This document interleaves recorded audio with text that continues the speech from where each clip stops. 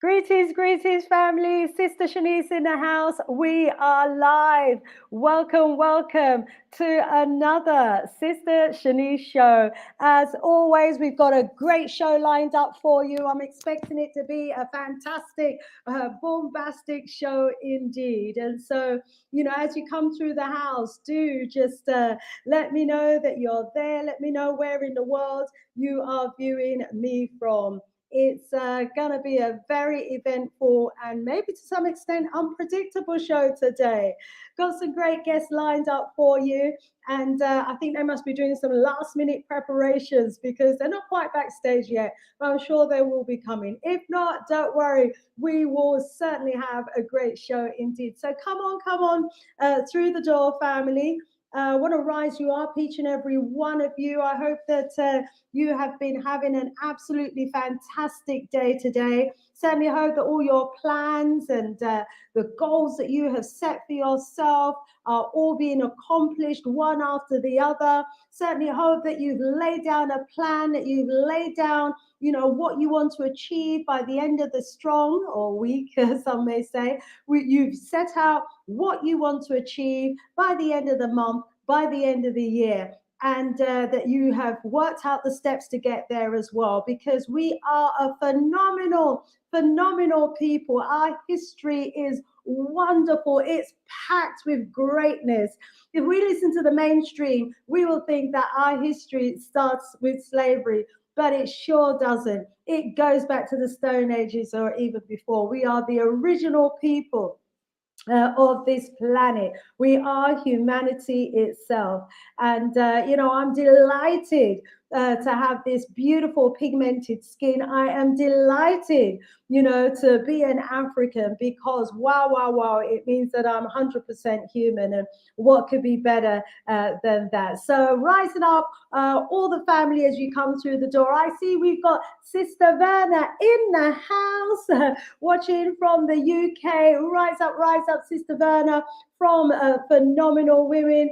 Great to have you in the house. We've got Elijah in the house. We've got Superior Oratory in the house as well, saying, keep shining, Sister Shanice, 100% blessings. Keep shining yourself too, Superior One. Thank you for that beautiful message.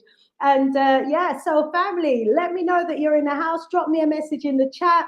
As we go through the show today, if you've got any questions that you'd like to ask, you can put those questions in the chat. Any comments you can put in the chat as well. We welcome your participation. We welcome your interaction in the show today.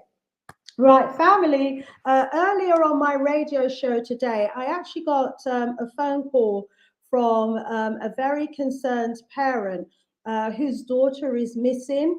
And she sent me a picture of her daughter, and she's given me permission to share with the family, because she is hoping that someone will recognize the picture of her daughter and will be able to let her know of her whereabouts. So I'm just sharing the screen now, family, so that you can see an image of our young Queen Nzinga, who is currently missing. She's Gambian. She's originally from the Gambia. She left to go to school on the 10th of November, Thursday, the 10th of November, and didn't arrive at school. Of course, the mother is absolutely distraught and beside herself. She's been to the police here in the Gambia. They've managed to trace her phone, and they've managed to contact the last adults, people who she had contact with. It seems that two adults intercepted her on the way to school, and they've arrested them, but they have released them on bail. The most that they could get from these people is that she is now in Dakar. So if you are watching, family, if you're watching from Dakar, and you are able to identify this young queen, please do. Let me put her image back up on the screen. This is a picture of young Queen Nzinga, who's been missing since Thursday, the 10th of November. If you know anyone in Senegal, family, if you know anyone in Dakar, please do share her photo with the people who you know in that part of the world, in the hope that somebody might recognize her. I've got another image that I'm going to bring for you, family. This one has the mother's phone number on it. Okay, so obviously, if you know, or if you know anything at all about what might have happened to Queen Nzinga and where she is, she's been given that name for a reason, because she is a beautiful queen indeed. Someone who's highly intelligent, has got so much potential, and we want her to be found safe and sound. Okay, so this next slide is going to have the mother's telephone number on it, family. Let me just add it to the screen so that you can see it. I can see our brother Jammer's getting ready backstage, so I'll be bringing him on in just a moment as well. The contact number, should you have had any sighting at all of our young Nzinga, the number is +220 998 1578. Okay, that's the number you need to be able to get in touch with the mother of young Nzinga, who is just beside herself at the moment. We can only imagine as parents, we don't even want to imagine as parents, finding out that your child is missing. So she's in Senegal, so this missing flyer is in French as well. So the number is there. It's a WhatsApp number. If you've had any sighting at all of the young queen, please do get in touch with the mother on that number, or myself. We need to try and help the mother to find her young daughter, her young queen. Okay, family, we really need you to be careful out there. It is a wicked, wicked world that we're living in, and there are some dreadful, dreadful people who, for money, are prepared to kidnap someone's child. And so please do talk to your children. Please do remind them of the wicked, evil world that we're living in right now, so that they are aware and can take the caution that they need to take in order to get to and from their destination safely. Family, as you can see, we've got Brother Jammers in the house. Rise up, Brother Jammers. Rise up, family. Rise up, rise up, rise up. Good to be black. So good to be black. It's great to have you, Black, my brother. You've got a fantastic presentation lined up for us, I know, so I'm really excited about that. But just before we bring you on to start your fantastic presentation, I just want to remind the family of an event that I've got coming up on Sunday. I better get the date right. Hey, I'm expecting people to be joining me. Oh wow, family! I'm almost there. I'm almost there.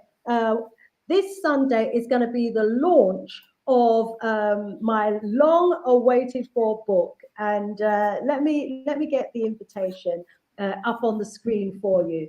Sorry, Jammer. So just give me one moment, and then I'll be back with you.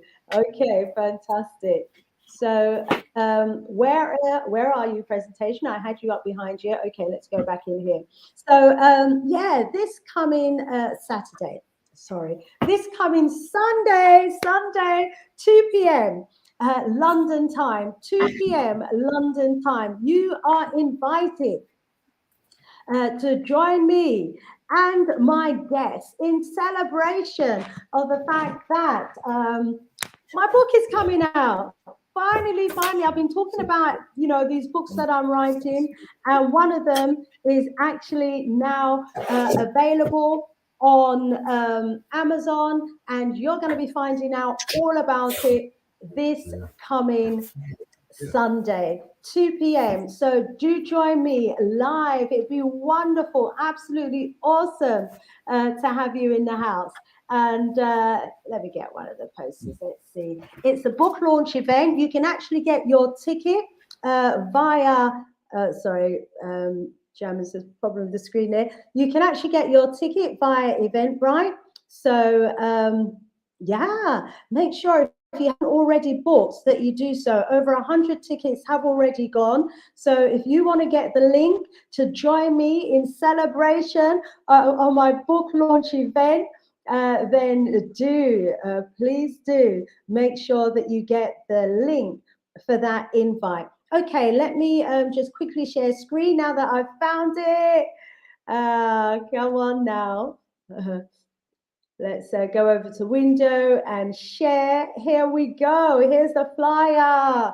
Here's the flyer for the launch event that's going to be happening on Sunday, the 27th of November, 2 p.m. London time, live on Zoom. You can get your tickets, okay? Just go to Eventbrite and look for a Black King of Anglo-Saxon England book launch event, and join me and my wonderful guests in celebration. We've got our brother Dr. Kafusa, we've got Dr. Winters, we've got Sister Berna, we've got Sister Beckett, author of Black Woman's Womb. We've got so many guests that are going to be joining us. We've got Sister Sasha, who's going to be joining us on that day, and certainly hope that you're going to be there too in celebration with me for this accomplishment. I know not everybody can, join in my celebration. Some people just can't celebrate when somebody else has done something, accomplished something. But I'm the sort, I love to celebrate everybody's success. It may not be a huge milestone, but it is a milestone. And we've got to do the best we can to enjoy the journey of life, do we not? Okay, so let me take that off the screen now because we have a really exciting presentation, and I've certainly been looking forward to it. It's a conversation that I've been having with Brother Jammers, and it was like, oh wow, when I touched on it, it was like, that's precisely, my direction of travel. This is what the ancestors have been revealing to me. I'm like, what? It's like, yeah. So, Brother Jammers, we haven't seen you for a little while, my brother. But for those of you who don't know our Brother Jammers, he is just so proficient in the English language, and he deals with the etymology of words. And, he's got a fantastic presentation because now he's actually going beyond the etymology of words. And he says that the English language has been constructed in such a way that it uses symbols and codes to empower the elite. And there is hidden knowledge in the English language. And Brother Jammers has been gifted by the ancestors to recode the language to make it accessible, to restore the Black man and the woman to their original state. Brother Jammers, powerful. Over to you, my brother. I know we're going to be joined as well by Brother Edison, but, let me just hand over the floor to you right now, firstly, to just greet the audience, and then, over to you. I just want to check, have you got the share screen on? I think what you need to do is just go to, I've got it on. Actually, stop share screen. Yeah, okay. So Jammers is going to be sharing screen. And while he's doing that, let me go to the comments and see what comments we've got in the chat. Remember, as I said, if you want to communicate with us, you can do so in the chat. The good thing about StreamYard is that if I have a problem here, we will be able to just continue.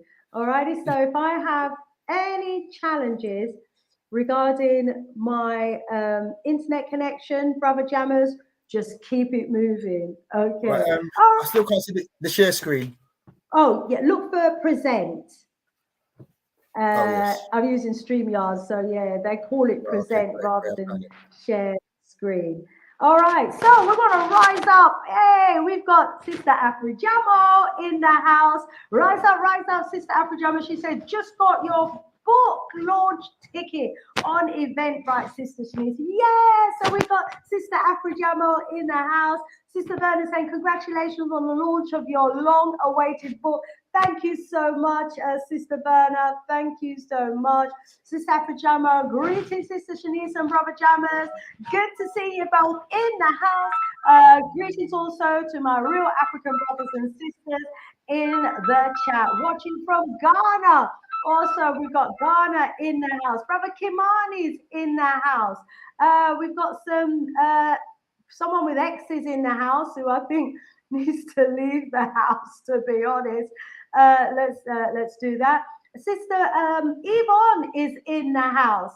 We've got Kimani rising us up. Oh, wonderful, wonderful to have you all in the house, family. But I don't want to take up any more of Brother Jammers this time. Hey, I can see we've got Brother Edison backstage. Let's bring him on as well so that he can greet the family before Which way we is my get camera? rolling. Brother Edison, rise up. We can hear you. We can hear you. We can hear you. For some reason, I can't hear anything. Oh, I don't know. You haven't got us on mute, so let's allow you to sort yourself out backstage, shall we? Or are you hearing us now? Okay, doesn't seem to be hearing us just now. We'll let him sort out his computer backstage, and then we will bring him back on as soon as he's got his computer sorted. Brother Edison, you might need to log out and log back in again. Sometimes that does the trick. Brother Jammers. Greetings. Just 1 second. Yeah, do greet the audience for us. Francine, rise up, Francine. Good to have you in the house. Ready, Brother Jammers? Brother Yes, Edison, I'm just going to ask you to log out and log back in again, my brother, and hopefully you'll be able to hear us. I don't know if he's here. I'll message him in the meantime. Go ahead, Brother Jammers. Let me just get rid of this virtual background. Sorry. Cool. Right. So yeah, first I'd like to thank you once again. You're doing an excellent job, you know, in enlightening the community. You know, I remember when you first started the platform, and yes, it's really grown now to be a force on the internet. So I'd like to congratulate you for the hard work, because people don't. You're always smiling, but people don't see behind the scenes the hard work that you're putting in. You know, so I'd like to thank you, you know, for your input as well, and also Dr. Abu Ratata as well, behind the scenes as well. You know, he's been an inspiration to me as well, and of course Edison. Okay, it's been an inspiration to me too. So rise up, Dr. Abu. Hope you're here watching, even though not front of house today. Yes, indeed. Yeah. So today, boy, this is going to be a hard one. I'm glad Edison's on case here in relation to tapping into the power within. You know.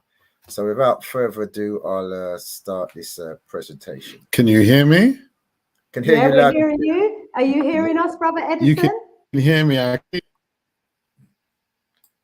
Okay, I think he's got some internet challenges because he's frozen. Rise up, Sister Afajama. She said, oops.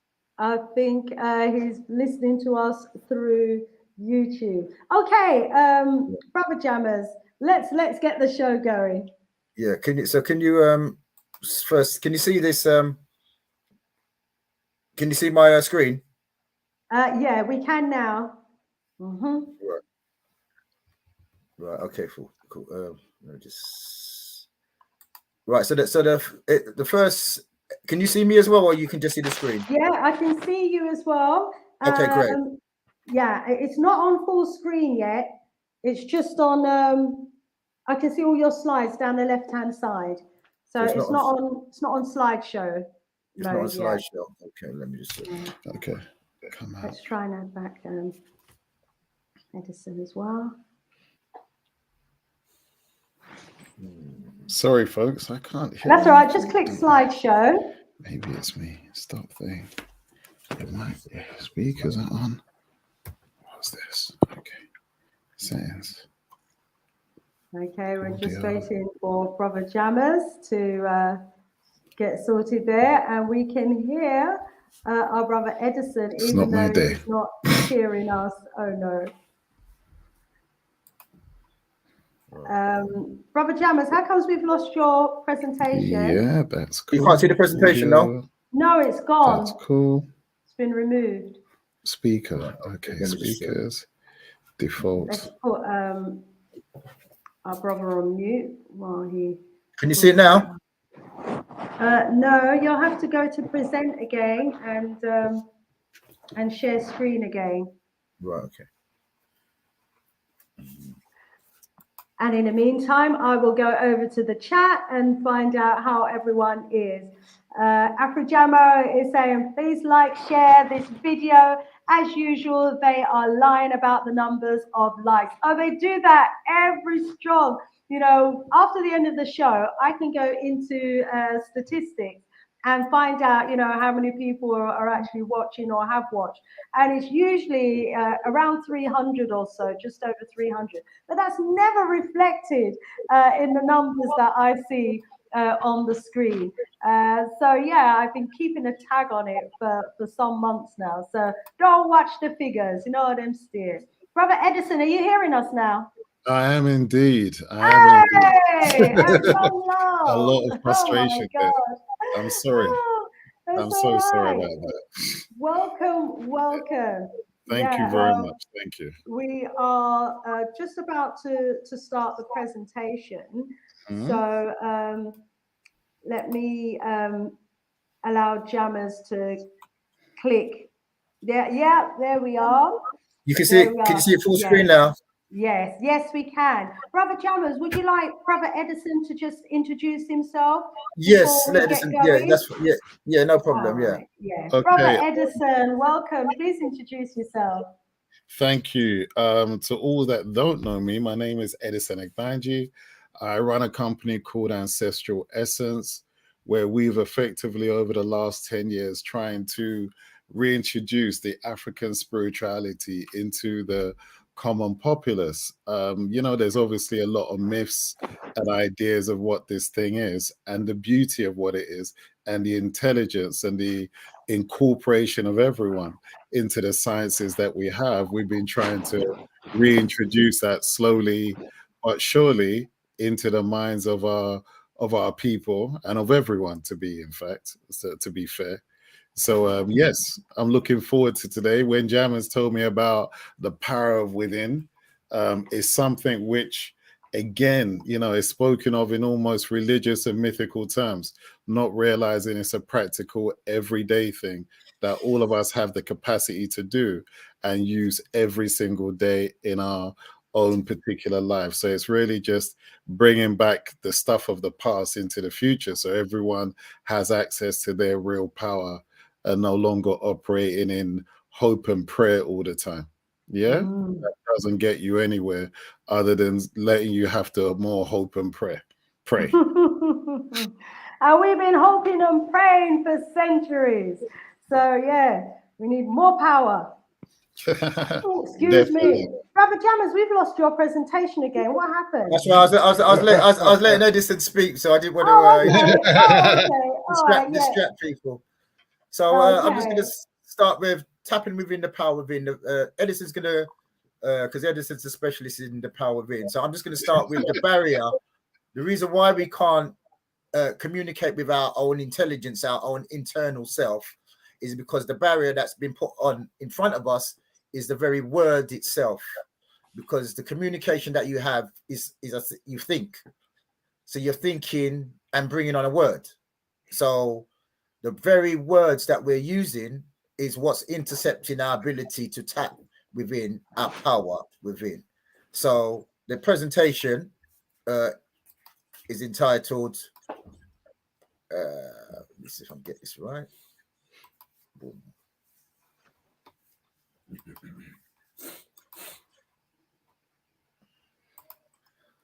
Escaping the sentence. Can you see the screen? Yeah. Yes, we can. Right. So basically, we're stuck in this sentence of words, you know, and the words is what is stopping us from communicating with our higher nature. So a man creates words to describe his view of reality. In anything that we do, to decipher what we're doing or to communicate, we use these things called words to transmit the idea or to receive the ideas in relation to what we are doing. In Hebrew, the Hebrew word for word is dabar, which is to arrange, to subdue, to command. So in Hebrew, the Hebrew word for word is dabar. So it means to arrange, to subdue, to command. So in relation to, and Edison going to touch on it, communicating with your power within, we are given these words what are not designed for you to communicate with your power within. They're designed for you to arrange, to arrange you, to subdue you, and to command you. Boom. So man's sense of reality revolves around the words he has created or what somebody else has created for him to use. Yeah. Edison, would you want to come in on this at the moment? Yeah, of course. Yeah. You started saying off man uses words. And effectively, all we've ever been doing, the concept of words per se, is something that you was given as a child. Yeah, you don't speak your natural language. You don't even speak your own spiritual language. You've been communicating in a language that has been given to you. And the true origin or the true reason for words is to build an image inside your mind. Whenever someone's speaking to you, you're using it as a format to design what you're looking at in the current moment. So the thing is, what we're looking at in the moment, what we're seeing inside our mind is only our present reality. We only believe what we see inside ourselves. So the trick is, if you know that the power of who you are is based in the image of what you see, you start to appreciate that if you can control what your mind sees and you believe in what the power that you have to control that facility, you can start to use your own energy within. So the biggest trick ever played was to teach you a language that disconnected you from who you actually are. We're in a position now that we're using other people's language that is stripping us from our actual own hidden power. All of us have an energy that enables us to actually to breathe, to think, to feel. That running intelligence within us acts as a magnetic force that literally brings to us whatever we need, but also gives us the energy to do what we need to do. How does it act as a magnetic force? Well, effectively, every thought you have radiates from outside of you. And what they've really kept up from us in a much sort of deeper perspective is that we live in a reality where what we see inside our mind is really just a collection of all the information we can gather inside. If you I just want to break down the word reality. The word reality comes from the word real. Real as in like a fisherman pulls in. So basically, your reality is what you pull into your consciousness or your creator. What you've been designed to be aware of, and what you reel in. Al relates to your spirit, the all or the Elohim. So whatever spirit you've been given is what you reel in, like a fisherman reels a rod, and that becomes your reality. Edison? Well, the biggest myth ever told is that what you see outside is actually taking place outside. We have a collection of senses, and all of these senses do is gather information from the waveform outside of us. We live in a sea of energy and we live in a sea of power. So what we've effectively done, or what we do, is gather all the information, we take it into our mind, and like a computer, we render the information and produce an image that we're seeing inside. So you're only ever looking inside your mind. You've never seen outside of yourself. All you've seen is the information, like a virtual reality machine computer, where it gathers the information, displays an image, and you believe that image is actually real. All it is you're taking the information and producing that picture inside your mind, which you have as an interface, yeah, It's almost like someone simplifying all the data they've taken in, having it there in their mind, and them trying to then decide on what they want to focus on next. So again, you notice you never see anything in detail. And when you focus on anything in detail, all the other images outside you disappear. We only gather information to interface with so that we can use it to be able to decipher what we're going to do next. At that point, you're in this, you have a choice. Do you follow your education, your programming, or do you then speak to your ancestors or higher intelligences that also exist within you? So we're stuck in that position where we've been educated to follow an external world that doesn't exist anywhere outside of our mind as a belief. And the internal world, the connection to who we are on different dimensions and different planes of existence, we shun it because we've been educated to not believe in it. We speak as ancestors as some hypothetical concept, not knowing that every time you have a conversation and it's taken at a level outside of your knowledge, it's because something greater than your knowledge is actually communicating with you. And in relation to what you just said, Edison, your first port of call is your experience with nature.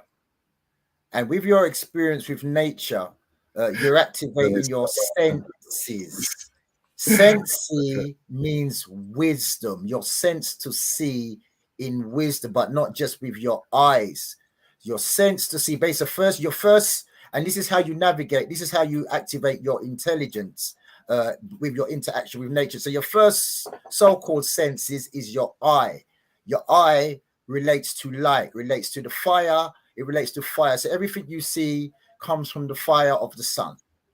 Everything that you taste comes from the water of the earth. Everything that you feel comes from the vibration of the earth or the actual texture of the earth. Everything that you hear is the vibration. So this is your ability to sense. You know, look, most animals don't have a book, don't have a teacher, but they're able to navigate to their optimum capacity. What has intercepted our ability to tune into our own self is the very words themselves that take you out of your senses and take you into a thought process. Instead of doing what you ought, you're lost in thought. Edison? Jammers, look, this is difficult because there's levels of comprehension on this concept. Yeah, if we're dealing with what we've been taught in school, then everything you said absolutely is true. But science will tell you that there is no such thing as nature. Yeah, all that exists is light, and you are correct, from what we perceive as the sun. But all light appears to be is a pulse of electrical magnetic pulses. There's nothing, there's no pictures, there's no nature. Your mind has the capacity to create all of that as a hologram within your own actual mind. You're only ever looking at the hologram you've taken from the data that you've gathered. And based on your DNA, you have all these programs already existing in you, all these images, all these different aspects of what you call reality. And all you're basically doing is running a visual movie inside your mind, and you're participating in your own movie. The concept of touch, feel, and sense is an illusion of the mind. The fact that when you touch something, you actually recognize the object, and then you send a message to your mind to tell you what that object is before you can actually experience it. The same way if you taste food, where do you taste the food? Do you taste it in your tongue, or do you taste it at the point of recognition in your mind? Serious. You taste everything at the point of recognition in your mind. So therefore, all of this that, yeah, we taste this, we eat that, we touch this, is purely what's been given to you, because the best way to control the illusion is to give you the words in order to describe it. So what you're actually creating and doing yourself, if someone is giving you words, and then from that point onwards, you're using the words without any connection to the reality of what it is. And that's what it is exactly. You're not getting up when somebody gives you a word, it's taking away your primary experience. Because, for instance, the word chair, who came up with that word chair? and the intelligence of the person that came up with that chair, does it give you the true aspect of that object that you're looking at? So I'm just going to touch on a little bit more in relation to the words. Words are limited by the intelligence of the person who attached the ideas and thoughts to the words. So once again, the words that we are using are limited by the person who's attached the ideas. So you're getting these words. You haven't a clue who's giving you the words. You haven't a clue of the intelligence of the person, but you're using it like somebody. You wouldn't take somebody's second-hand car or someone's second-hand clothes, you know, but you're governing your life on the intelligence of somebody you don't know who's created this sound and this idea that you've attached yourself to. So first, the first object and what it is, the code is right in front of your face, but because we've been trained with the common use of language, you know, we're only getting a vague. We're looking at the something, but we're not seeing what it is. So, what is a pen? The thoughts and ideas we use today were transferred onto paper via the ink of a pen. So the pen actually is the one that transferred the ink on the paper to that enabled us to use these words. So this means that the ideas, the thoughts, and the expressions and gestures that we share have been prescribed for us by the writer of the words that we use. So every word that we use has been given to us by somebody other than ourselves. And I'm just going to talk about what this prescribed mean, and then I'll hand you back to Edison. So once again, every word we use has been given to us, prescribed to us by the writer of the words. What is a prescription? The first one everybody knows is of a medical practitioner that advises and authorizes the use of medicine or treatment for someone, especially with writing down something. It's the second verb in relation to prescription that we need to pay attention to. It means to state authoritatively as a rule that an action or procedure should be carried out. So every word that we're getting in is not designed to activate our inner tuition, our intelligence. It's designed for you to follow a rule that somebody else has set up for you. And I just break down what grammar is. Grammar is exactly what the doctor does, a prescription. It's a code word for prescription. The word prescription, pre means before, script means to write. So this is how grammar relates exactly to a prescription. Pre means before, script means to write. And look at the word grammar. Grammar means to write. So it's the same word as script. When you put forward grammar, it's called pro, as in prescript. So when you put forward grammar, when you learn in a grammar school, when you have the skill to put it forward, you become a programmer. And if you look at the word on a TV program, look at the word TV program carefully, and you'll see when you're looking at the word TV program, it's actually saying program me. Edison? Wow. Okay, let's go there. Authority. Author of the rituals. The rituals is what you were taught through your education, where someone put you in a system where they had to take away your language. If your language is used to describe the images that you see in your mind, if someone actually disengages you from your language, you come blind within yourself. You'll see language that exists out there, which enable people to have a deeper view of their own spiritual self, because the language includes that information.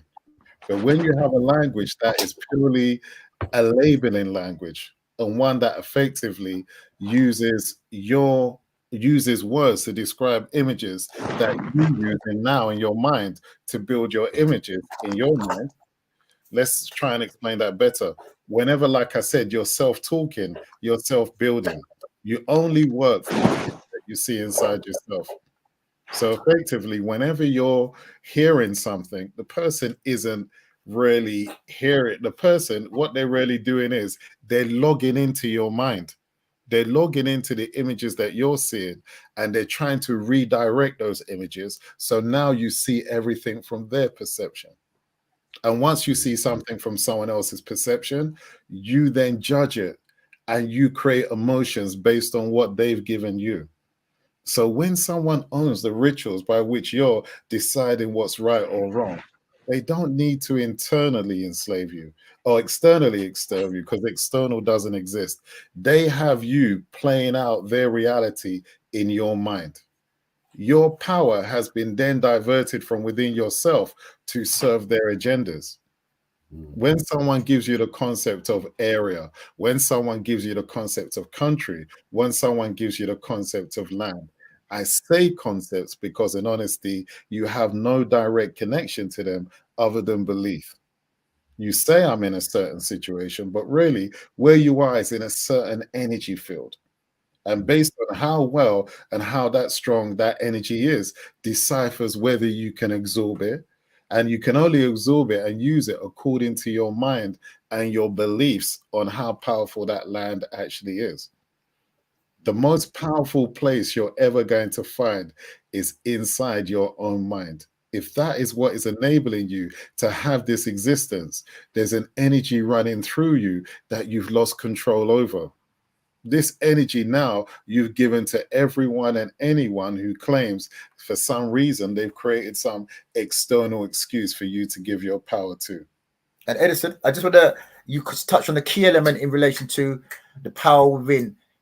A word, the only access you get to a word is an idea that somebody has given you. So every time you take on a word, you're taking on somebody else's idea. Unless you came up with the word or the attachment to what you're experiencing, you're taking on somebody else's idea every time you hear a word. In every other science, you experience it. If you touch water, you experience water. If you smell air, you experience air. If you wear clothes, you experience it.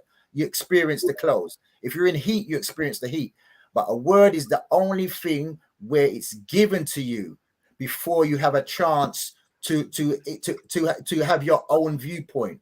So the word is given to you, and these are the eyes that you view your world with. It's the words that somebody else has given to you. So we are following a predetermined script that has been written for us to follow, called words, which Edison quite eloquently said takes you away from your internal communicating self.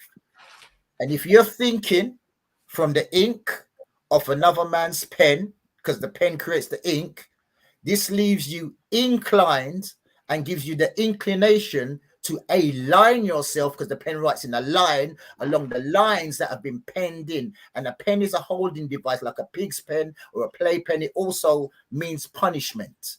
So once you're right, that's why it's called a pen, to pen you in. And depending on your dependency or the pen, you can end up in the deep end.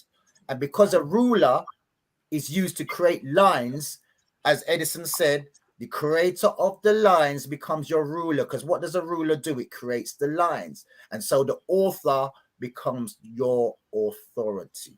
Edison?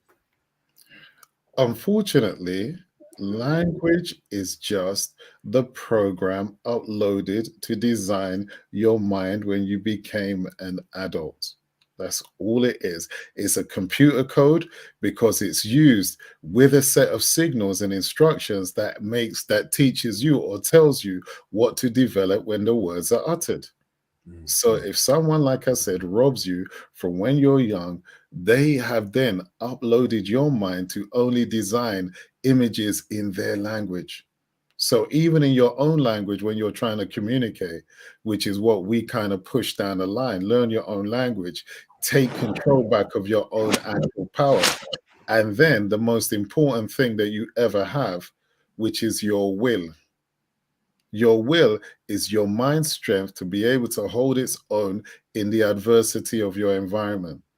Your will has been taught to be in service of everyone else and everything else. From when you was a child and they created the system of where you had to memorize what everyone told you, regurgitate it at will before you're given the label of intelligence, they'd already implanted a system that had you working against yourself. So when you're an adult and someone's coming to you, they just need to, say a couple of words, the right words. You're being examined. I'm looking at you. You need more effort.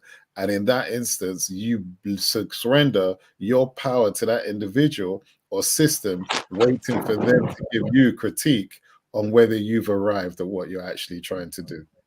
So it's a very easy way that people now are living in a false hierarchy and living to aspirations which do not serve them or their consciousness in any way. It just serves the idea of who they think they are, because this is mad. When you start to realize who you think you are is merely an idea that you're operating within your mind.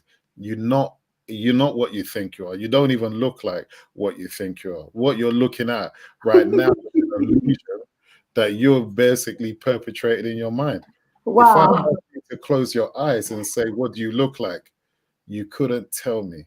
All you could tell me is your memory of what you thought you looked like. When you look in the mirror and your shape changes from time to time, you're not even aware of it because you only have the memory of one day's image in your mind, because you're only carrying a memory of what you think you look like. So essentially, real talk, the image of who you are, the idea of who you are, the story of who you are just a working program that you've got in your mind that unfortunately acts as a filter when you're trying to decide who you are.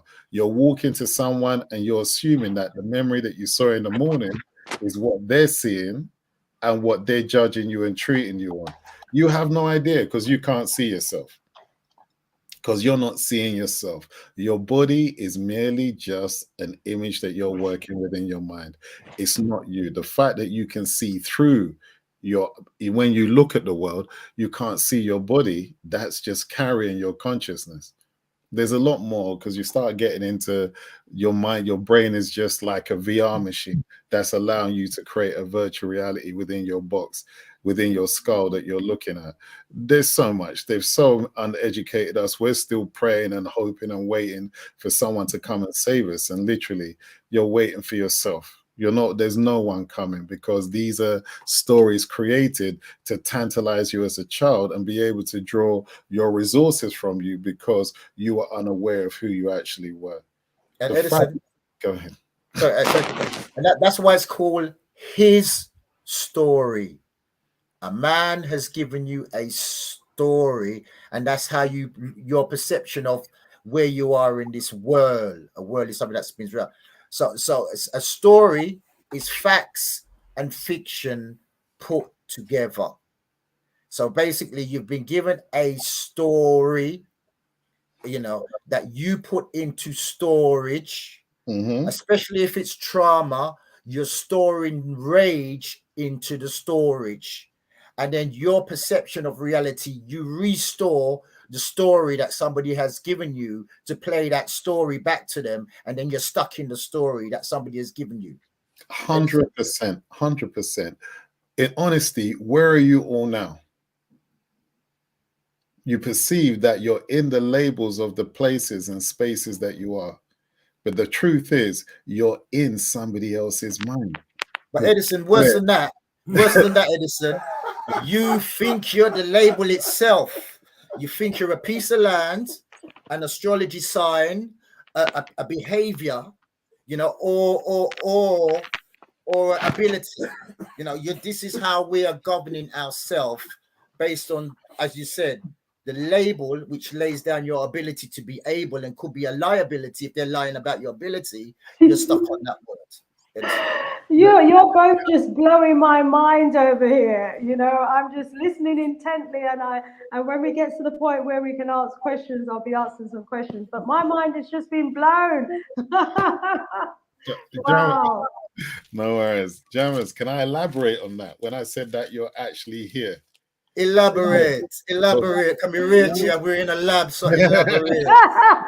So all you're effectively doing is taking the wave of energy radiating from the TV, or the laptop or whatever you're viewing it from or listening to, reconstructing it inside your own mind. So where all of us are is just information in each other's mind that we have then created to construct an image, to construct a sound, to construct a reality. There's nothing taking place outside of you, because until you can decipher the information, you're not actually experiencing that situation. So someone could say, I'm in Africa, I'm in India, I'm wherever, but you're seeing them right here on the screen. So where they're taking place is in your breakdown of that data, and you're creating the image so that you can actually have the experience of that data. All of us are traveling around on energy via TVs, via laptops, via phones, via what have you. And we actually experience each other at the construction of that information inside our mind. It's the illusion that keeps us all separated. It's the illusion that keeps us all outside, because we're effectively believing the concept and have a language that describes another person in another place as opposed to inside of ourselves. This is why when we're talking about the power within, what are we really talking about? Because most people are looking for some external energy to come and help them in the illusion of the story of who they are, not realizing without them being able to decode that reality, they wouldn't have that experience in the first place. And how much power they actually really do have, we could spend hours talking about it because we wouldn't finish. We'd still be in the boat where people still thinking that they're the physical being and they're restricted to the physical capabilities of them, not knowing, like we said earlier, you're merely a figment of your own imagination, a video game that you play within yourself so that you can have some sort of comparison. And you're only ever living in your memories because you only measure yourself against things that you've done before or seen before or believed before. And Edison, just by, but as you said, you're only existing off the memory, what you've got into storage. That's And what right. you've got into storage is again the author who wrote the pen of the story that you've got into storage. The person of authority, the person in awe who you give credence to, who writes the ritual that you tie yourself to, and Thor is their god of thunder, their power. So the person who has the power to put you in awe and make you perform the ritual has given you the story that is constructed with his pen. And that story is storage. You're storing trauma. That's why it's called storage. Who gives you this trauma? The ruler. The ruler, the writer of the pen, who is the authority. What is a ruler? A ruler does what the word says. A ruler, lures you into a state of rule. So the ruler does what the label says, lures you into a state of rule so he can do something to you, to own you, to bring you down. The reason why you're down, look at the word, it's hidden in the word. The code is hidden in the word. He does something to own you. The only reason why you're down is because somebody owns what you do. And I'm just going to break down the word rule, and then Edison come back in. Rue comes from the Old Norse, means to make sad. So the first trick of the word is to make you feel sad. And in Old English, it makes you sorry, cause someone to grieve, distress, regret. So this is what the stories are designed to do, to make you feel lower than the person giving you the story.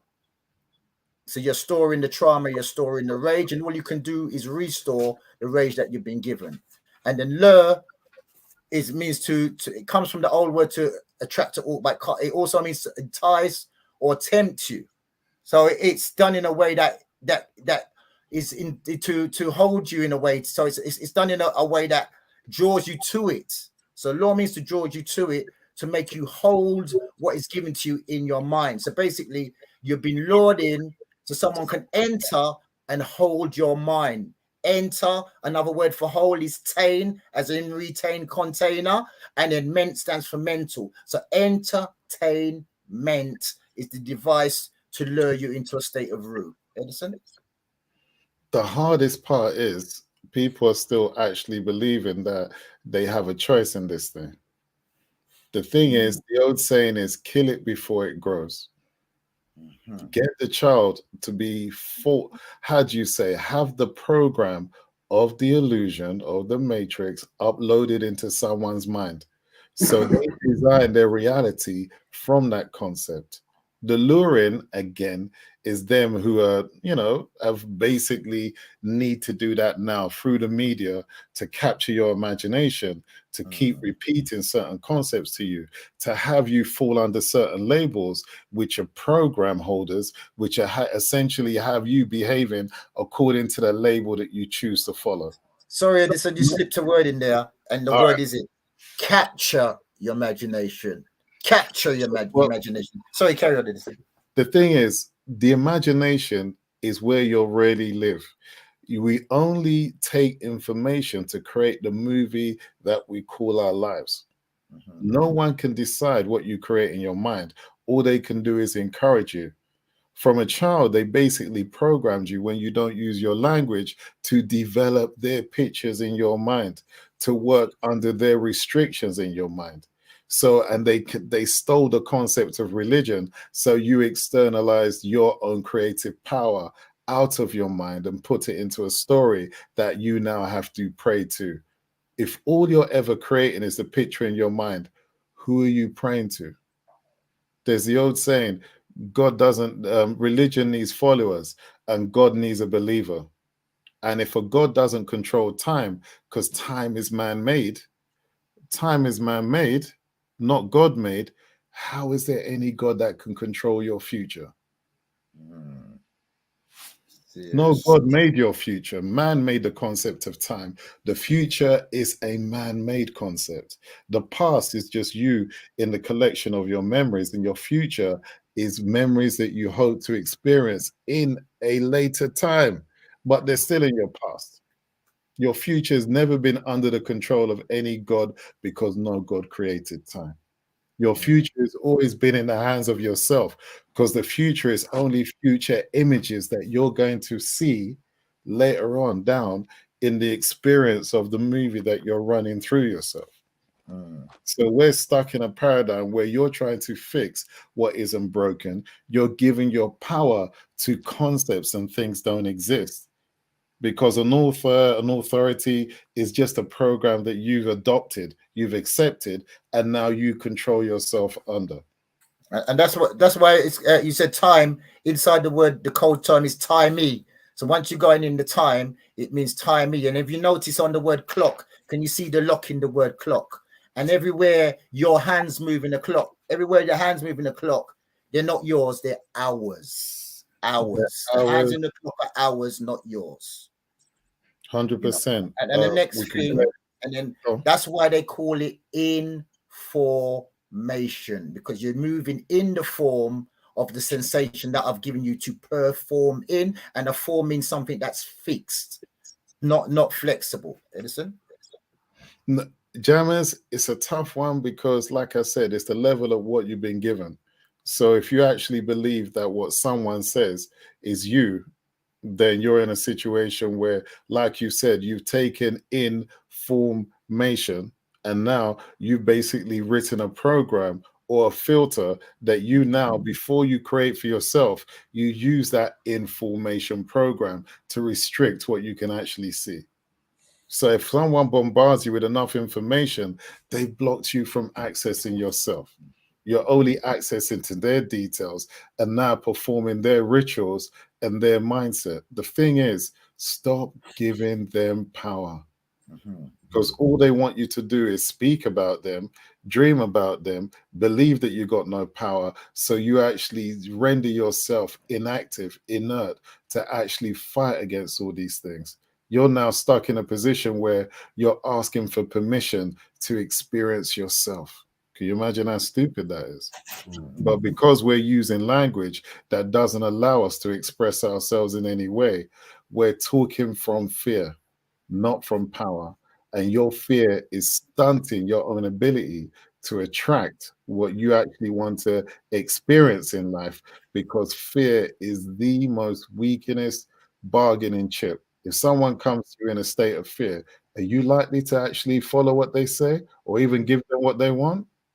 where someone comes and demands what they want from the energy field around them, their magnetic potential of attracting stuff to them has been increased at the point where if you know you're going for a job and you know you're going to get it, everyone gets that feeling, I'm going to get this, regardless of what anyone's saying. They're not in one bit of doubt. And so thought, so wish, so happens. Is when they're saying, I'm not sure, they're diluting their magnetic frequency to bring that set of waveform or energy into their circumference for them to visually experience. But jammers, we only got a little time, so if there's any Q&As, has to be done before. Yeah, I just quickly throw this into the equation because basically we're under the spell of you, you know, and if I can make you see what I want you to see, then I can use you. Look at the word use. You've got the word you and they've got the word SE. So if I can make you see what I want you to see, I can use you. I can take you from a throne, you know, take you from wearing a crown to pulling your trousers down. Then all you see is your behind, not what you left behind. You can't see your legacy because it's the sea that made you blind. You know, because when you was taken across the sea, all you could see was the cross that you was brought across. You know. So when you worshipped across the sea, all you can see. Yes, I'm gonna. Jammers, All you can see was that you worship the cross. Jammers, more important. You worship across the sea, and all you can see is the cross. Now you worship the cross. Now you worship the cross you see. That's it. Now you worship the cross. Question I got to ask you: are you the spectator or the creator? Which one is the you? Because most of us are the ones that are reacting for what we've witnessed as spectators. We don't actually believe we're the ones who are creating what is manifest in front of us.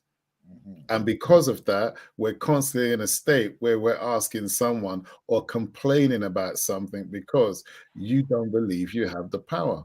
But guess what? If a blind man was here and you were carrying on with all those shenanigans, would he see you to be impacted? No. So you first have to see a thing to then be under the influence of it. And if you're the creator of what you see, aren't you the creative of things that actually be, things that transpire? We're in a state where we're looking to blame someone because that's what religion was created for, a way to blame someone for all the wrongs so that someone can collect praise for all the rights. Yeah, and we're in a situation where we don't actually believe. If you gave someone the responsibility of looking after themselves, they'll be looking for the first God they could lean on. Can I find a God? Can I find a God? Which one is it? Which one is it? No, it's you. If you don't wash the dishes in your sink, it will stay in there. Get up and do something before something is done. Yeah, but this is one of those, as they say, we're unfortunately been uninformed and we're working on our uninformment very passionately. So we're passionate about our ignorance, unfortunately. But yes, go ahead, folks. Go ahead. Sorry, Shanice. To ask a question. You said you would ask a I question. haven't started. You know how it is. We do this for hours and hours and we haven't touched anything really too deep yet. We're still messing about in what should be known as what can be. But yeah, go ahead. You got any questions from the questions? Okay, family. If you've got questions in the chat, please do let us have them. I mean, I've just been blown away, by the knowledge that has been coming from the brothers. And I mean, where do I even start? I think it was Edison. You said that, we are an illusion. Yes. We're not even seeing ourselves. We think we're seeing ourselves, but we are just frequency, or we're just energy. We're not even real. Nature doesn't exist. What we're all seeing, the trees. I don't, Edison, what are you telling me? In your mind, you're not seeing the thing. The classic thing is, all right, if we give you the concept of a TV, yeah, you're looking at the TV. Now, in the TV, you can see depth, you can see space, you can see all these different things. But the TV is only a couple of inches thick. So you're not seeing all those things. All you'll do is decoding waveforms coming from the TV and creating the perception of depth, space, all those different things. They don't exist outside of your actual mind, creating that detail. There is no depth, there is no space. There's just your mind separating information and creating that image inside yourself. That image that we're creating inside of ourselves, it's like we're all seeing the same image. We're not. Are we not? This is the Or illusion. we're all seeing something different. I tell you what, one, all So right. we might see a blue dog down the road and someone's seen a brown dog. What's going on? You know, it's the hard thing, because you'll have when you're doing editing, because I'm sure you're doing editing for videos and stuff like that. Yeah. The video is dependent on the rendering. Yes, you go through the rendering when you wait. Yes. Yeah, So the speed of the rendering determines how quick you actually produce the image inside your mind. Yes. Right. So therefore, all your mind is doing is taking in data and rendering it to create an image inside your mind. And it's the speed at which you render the information before it comes visible to you. And because all of us have a similar output, not all the same, because if you tell a joke, the person has to hear the information, create the image inside their mind, run through the movie of events you've given. They will render that, and at the speed that they've rendered it, at the end they go, aha. So we don't all laugh at the same time. Some people get the joke a bit later because it takes that much longer for them to render it into an image that they then judge to find funny. Yeah. So all of us are not seeing things at the same time. We're seeing them at similar times, because we're all running it from different computers that are breaking down things in different ways. We've got a question here from D. Are words a disguise? I don't know. Jammers, do you want to? I could say something, but you say something. Words are an idea that somebody else has given to you. So I don't know what's a better disguise than that is. Well, there's it's the old saying is your experience. It's what somebody else has created for you to govern your whole thought process of. Edison? Jam, there's the old saying, you tell the truth with your tone, but you lie with your words. Your words are just used as a way to actually recreate an image inside someone's mind. If I say that all of us are running our own personal simulations of our own story, what we think is happening, what we perceive is our world, because all of us have our own issues based on our history, stories, realities, different things. We're all in our own personal illusion of what the world is. If I speak to you about your world, you're going to see it from all the different experiences. That's going to formulate your logic to interpret a situation. So effectively, you're there working and someone saying, oh, I see this. You go, oh, yeah, I remember this. They remember that. You're not seeing the same thing. You've got a different simulation of what's taking place. You said that a lot of what happens is already programmed in our DNA. I think all of us. So we've all come pre-programmed in our DNA to experience certain experiences, but can we not control or create new experiences? Or do we have to go with what's in our DNA? I mean, okay. It's hard to levels of programming here. We're already programmed, and we come into a world that programs us through words. We've been hearing the words and how we're penned into the words, and but we are the creators. How do we elevate above all of these different control mechanisms that's trying to pen us in, so that we can be who we really are? And who are we really? This is the thing. How far do you want to go back? You see, you control the hologram you're looking at. You control the external idea image that you're looking at. You're the creator of that. The problem is, are you creator of the ingredients that goes into making that hologram? Are you in control of the programs that decide on what it is that you're actually seeing? That's where your control is. There's a saying, or no, what science have actually worked out is that there is 7 seconds between what you decide in your mind and what you visually create as the hologram that you see. In that 7 seconds, you've then rendered all the information, gone through all your filters, and then created an image that you're looking at.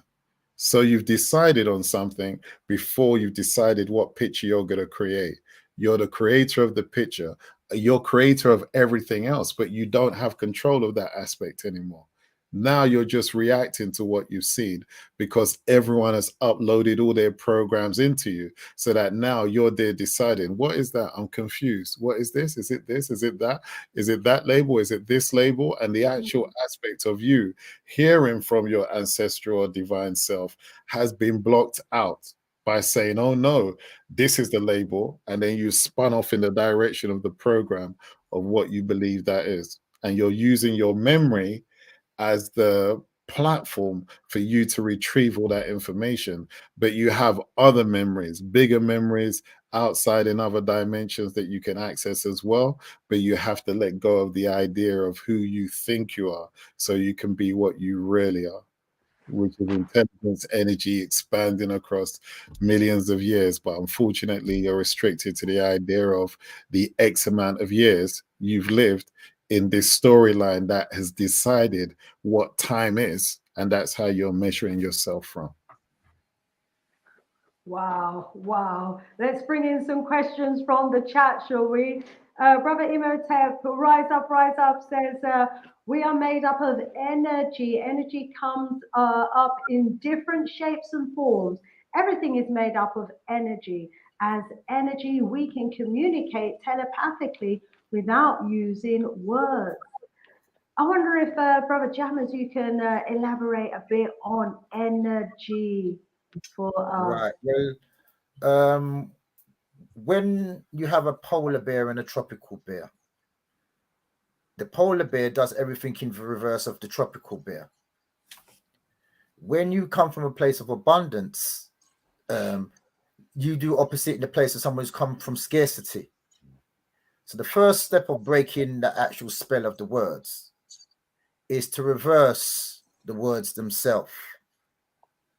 So in relation to the N word, but look at the word origin. When you reverse the word origin, it gives you the sound Nigaro and Niger. You can get a pen and paper, because we did say pen and papers. Look at the word origin and reverse the word origin, and it will give you the sounds, not the correct spelling, but the sounds Nigaro and Niger. In any word that is formed, the ER carries out the root word. So the runner carries out the run. The jumper carries out the jump. So in the word Niger, the ER carries out the NIG. Because when you say NIG fast enough, you get energy, energy, energy. So hidden in that word is who we really are. Wow. We are the energy givers. When you reverse the word energy, you've got the word GIN. I'm not talking about the JIN, I'm talking about the GIN. That stands for your spirit. It's in the start of everything. So we have the energy that starts everything off. Look at the word origin. When you reverse the word gin, you can see the NIG. Look at the word begin, the start of everything. When you reverse the begin, you got the word NIG. When you got the word virgin, something at the first, you got the word NIG. So we are the energy and give the spirit to everybody else, because we come from that place of energy. So it's hidden in the word that we are that person that gives off the energy. You know. So that's one of the wow. We are energy, and we trigger things, we start things off, we take things to another level. But and you look at everything that we do, clothes, the movement, music, we are the first spirit that creates it. Yeah, the creators. But the funny thing is, just before I finish, they've made us caught up on that word when they have it in their surname. Arnold Schwarzenegger. That's his surname. Schwarz means black. So Arnold Black Nigger is the man's surname. Would any of us walk around and say that? But they have it in the surname. And the surname, sir, is the person who you served. So you have to wonder, how can they have black nigger in their surname? That means that must have served one of us. More or less. 12th century. Anyway. Can I say something? on Oh, energy? absolutely. Yeah, please. And both of you, if you can make a note of the comments on the screen as well, and if you can just Yeah, respond of to what's course. been said. Yeah, Thank you. definitely. Okay. The MRI scan, I was recently informed, is something that measures your magnetic energy field and looks Oh. for any disturbance or breaks in that energy field to determine where your illness lies and how your illness is. So science has always known that we are radiating energy from us all the time, because the illusion is that your thoughts are restricted to your skin. Your thoughts extend beyond your skin and extend into the environment that you're in. That's why people can pick up and download your mood before you've actually expressed yourself. They found out that DNA radiates information out about 6 to 10 feet and also gathers information in from about 6 to 10 feet. So whenever you're walking into the room, your body is reading the energy of the room and then reinterpreting that information and giving it to you as a feeling within your mind. Now, when you say everything starts in your mind, effectively your mind is where everything is. Yeah, the illusion and the hardest question for people to handle is your mind in your body or is your body in your mind? And the truth is, your body is in your mind. It's just when I say it's a figment of your imagination, if you're to close your eyes and try and walk forward, you cannot. If I say walk in a straight line with your eyes closed, you would have all the belief that you could. But when you open your eyes, you'd say, what am I doing over there? That's me swimming backwards. Because you have to create the picture in your mind and the straight line in your mind to be able to follow. You're the creator because you're the one who's creating the image.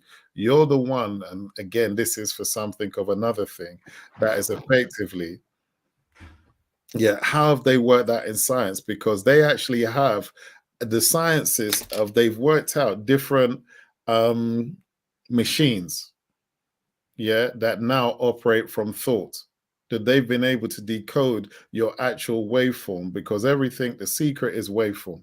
If you understand that all you are is a decoder of waveform of energy inside you, reconstructing it as an image in your mind, every thought you have moves into the waveform around you. They've found machines that now operate from thought alone.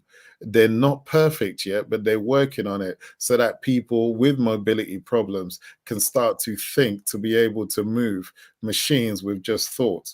And they would then think something to say left, and then the machine would pick up that signal and move to the left and move to the right. So this is where science already is. It's not fiction. And we're in a situation where we don't appreciate you got to be conservative with your energy, because you got to be conservative with your thought, because you have to remember that you're mentally ill before you're physically ill. Your body just reflects the thoughts of your mind. So essentially, as you think, your body feels. You're sick in your mind first, and then your body then reflects that so that you can deal with the thought to eventually eliminate the pain. Because if you're feeling down and a bit sad, all it takes is a good conversation or a good friend to raise your energy field up so you no longer feel those symptoms. So feeling down is in the thought and in the mind first. And then as the mind is basically trying to balance out the energy, it takes the energy that it would normally dispense into the body, as it takes that first, so you feel like you're apathetic, you got no energy to lift yourself because your mind has taken that to deal with a thought. That's why when a heavy subject comes along, what do you need to do? Sit down to think about it. You're no longer going to use the energy in your legs, in your arms to ponder a heavy thought. You have to be still, you have to be quiet, you have to even close your eyes, because keeping your eyes open is also basically taking up a lot of your frequency. Yeah. The problem is everything's supposed to start in your mind, but they intercepted that process with the word. That's why they say in the beginning was the word. But how can the word create itself? Because the word is the ability to control the mind. We're supposed to be able to run it from the mind, but the words come along. So we're lost in thought, which is belief or faith, you know, or hope, instead what we ought to be doing. Look at the word thought. Hidden in the word thought is what you ought to be doing. Look at the word doubt. You want to do something, but there's a but in it. So when you're going to pick up a cup, there's no thought. When you're going to breathe, there's no thought. When you're going to intercept the colors, there's no thought. When there's gravity, there's no thought, because your internal mechanism is a creation of life. It is the all-knowing self. If you know, and your body, your internal self knows how to govern in life, then you already have self-mastery. But they've intercepted your mind with a word. That's why they said in the beginning was the word, because the word is the creation of the spell. Because a spell means a period of time, hot spell, cold spell. You know, you spell a word. Who teaches you to spell the word? You know, so-called, and when you're under the spell of a word, under belief, you've lost, all your senses have shut down, because you're in a wishing state. You're in a state of wishing. You no longer are aware of your own self, because you're lost in thought process. You're lost in under the knowing of somebody else. Somebody knows the word or why they created it. Another word for know is the word gnosis. Another word for under is the word hip, like in the hippopotamus. So if you're under somebody else's knowing, then you're under hypnosis. That's what you're under. So then basically, when you are when you're on hope, you don't know which way to move, because you're on hope. You don't know which way to move, and then you don't know what skill to use. So when you're believing, when you're in faith, when you're in hope, you don't know which way to move. You don't know which skill to use. Another word for skill is craft. So you don't know which craft to use, because your senses have been shut down by somebody who is giving you a word to follow. That's why the book starts with the word, because this book is the book of spells. It's the handbook of spells called Grimoire. So they know that, look what happens to a dog which is able to function in its natural state. It's given the words, and then it becomes a dumb mess and thick, domestic. So this is what happens. They give us the word. We don't know which craft to use. And worse than that, they teach you how to spell. So if you now have the abilities to spell, what have you become? A witch.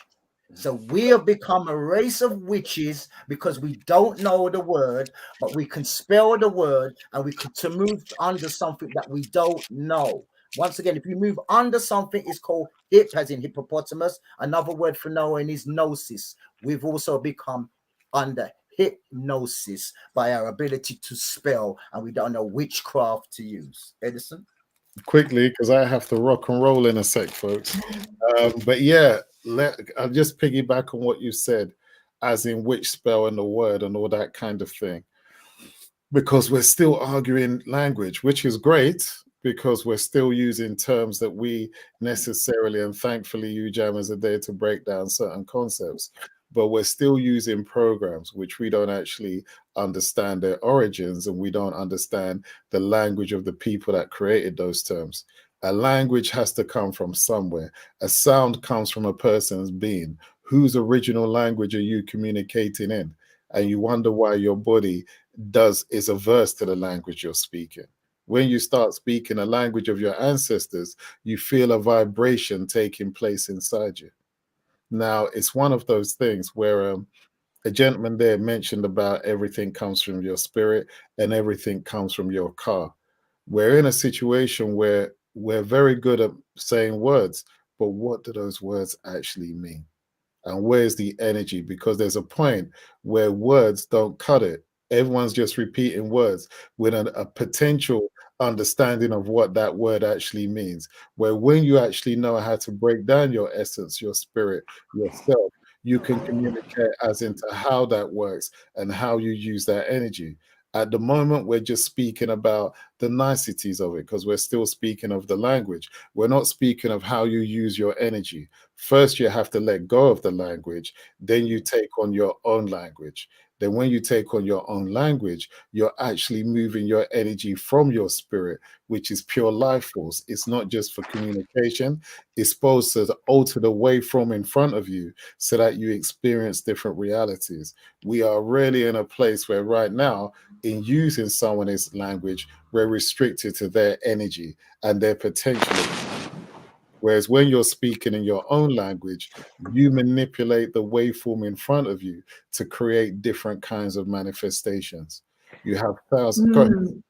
Brother Edison, I mean, the reality is that most of us, well, all of us, we're speaking in a language that has been taught to us from the day that we came into this world. That's what I So, said. you know, we're not communicating in maybe a spiritual language. Is there a way, maybe under meditation or what have you, to be able to communicate in a language that enables us to be in tune with our, I can't even say our spirit, our vibrational, energetic self that can, you know, manifest anything that we can visualize? I mean, how do we tap into that power There's, source now and make there's, things happen?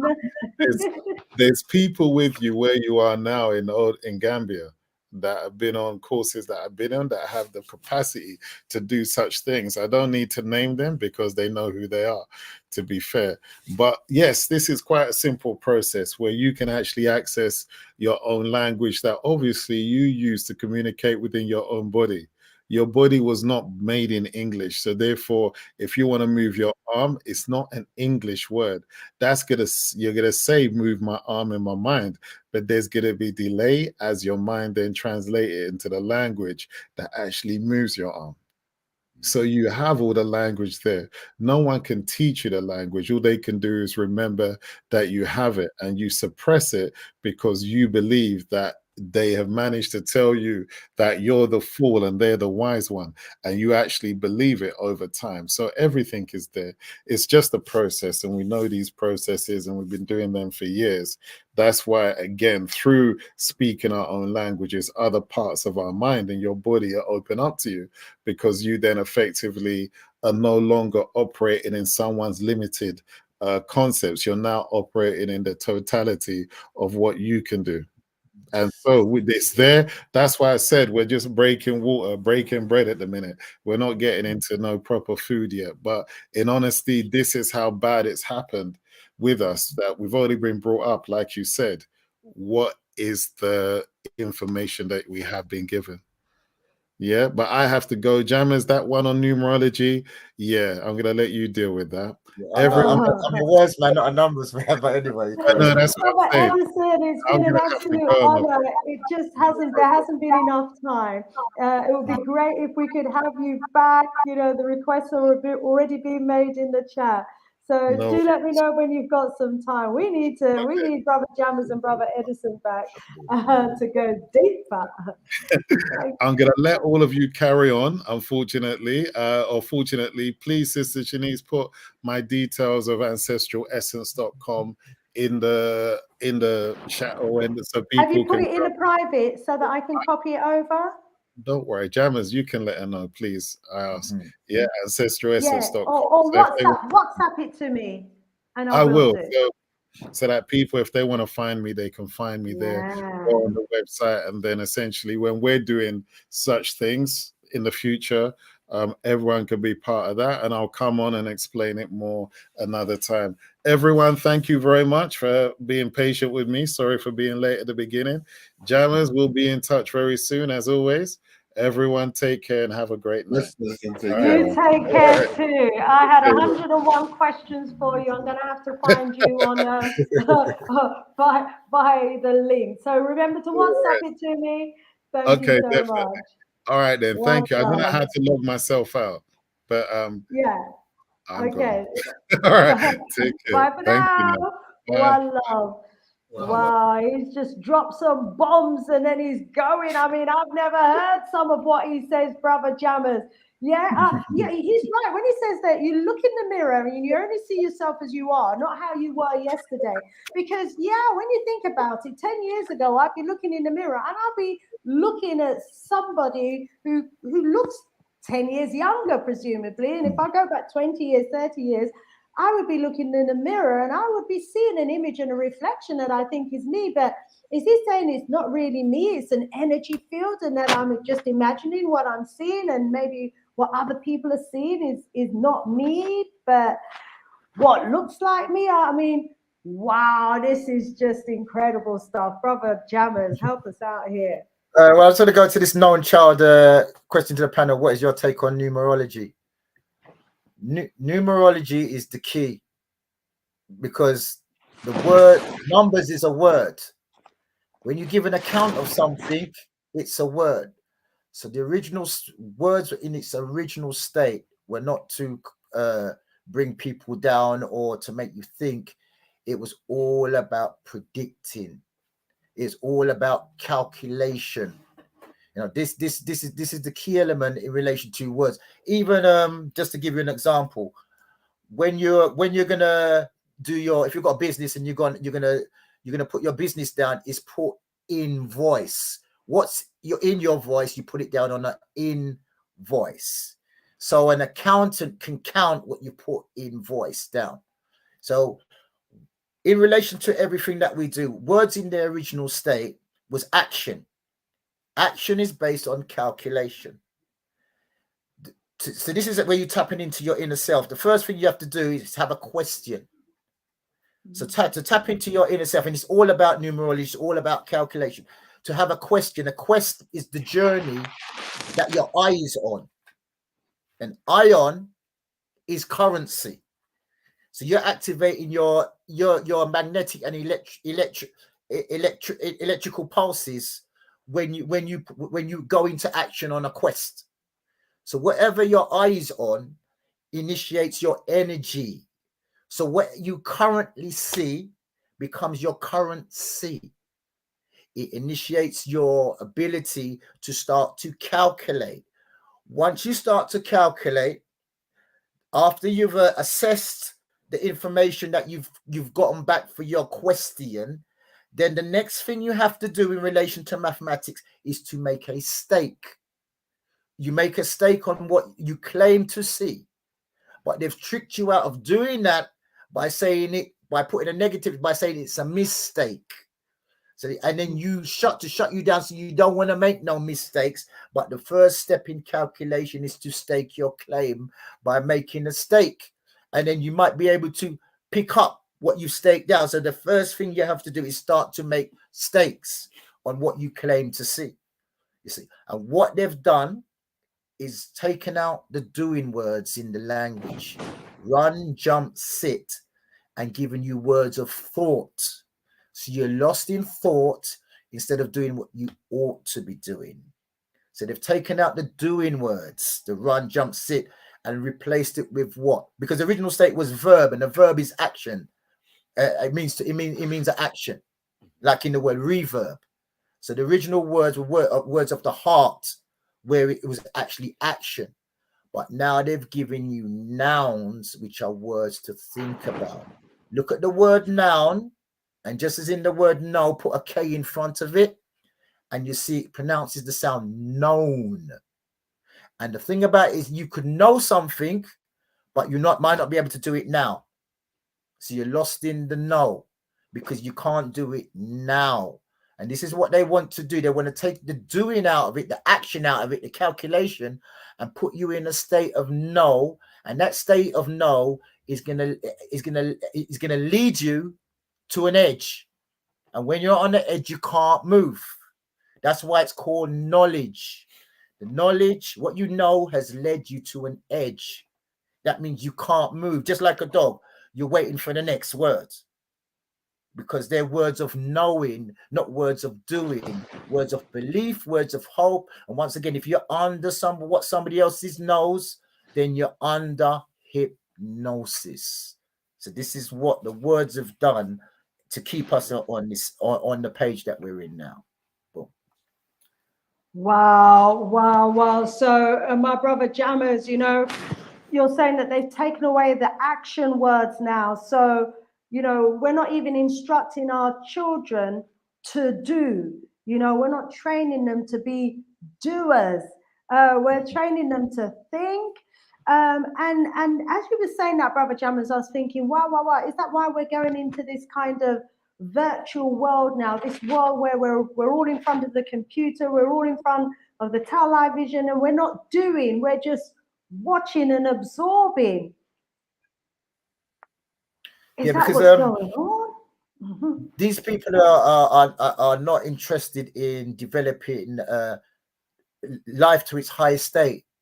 They're interested in machines, you know, especially when you come from a place of scarcity and you can't, or you don't have the ability, you're not able to do what others do. Then you basically, they're like lemmings. They're technologicalizing themselves out of existence. This is the path that they're on. They'll happily replace their own family with a machine. They'll even throw away their partner for a virtual machine nowadays. So this is somebody who is damned by their own self. They feel that they're damned by their whole environment they're in. They're just by their complexion, they find things complex, you know, and they feel, back in the day, they felt repelled by nature. Repel is REPEL.